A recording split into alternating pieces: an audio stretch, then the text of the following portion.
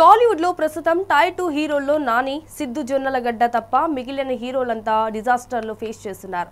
Tyre 1 లో ఉండాల్సిన రవితేజ సినిమాల సెలక్షన్ విషయంలో చేసిన తప్పుల కారణంగా టైర్ 2 లోకి పడిపోయాడు. లవ్ స్టోరీల నుంచి మాస్ ఇమేజ్ కోసం ట్రై చేసిన రామ్ పోతినేని పరిస్థితి కూడా ఏమాత్రం బాగోలేదు.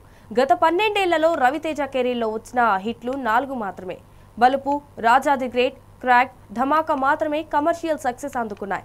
భారీ అంచనాలతో వచ్చిన మిస్టర్ బచ్చన్ మూవీ కూడా రవితేజ ఫ్లాపుల్ లిస్టులో చేరిపోయింది. 70 కోట్ల బడ్జెట్ తో తెరకెక్కిన మిస్టర్ బచ్చన్ మూవీ మొదటి 2 రోజుల్లో కేవలం 7 కోట్ల షేర్ రాబట్టింది. 3వ రోజు మిస్టర్ బచ్చన్ మూవీకి కనీస వసూళ్లు కూడా రాలేదు.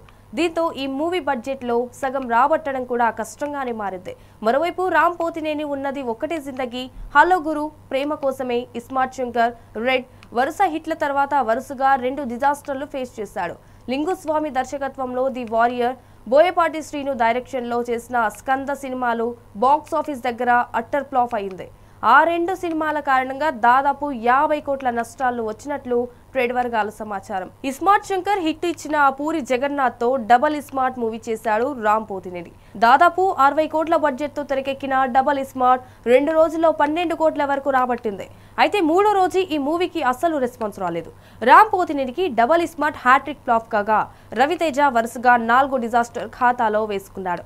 దర్శకుడు పూరి జగన్నాథ్ టెంపర్ తర్వాత 9 సినిమాలు తీస్తే అందులో ఇస్మార్ట్ శంకర్ మాత్రమే బాక్స్ ఆఫీస్ హిట్టుగా నిలిచింది. మిగిలిన 8 సినిమాలు కూడా బాక్స్ ఆఫీస్ దగ్గర డిజాస్టర్లుగా నిలిచాయి.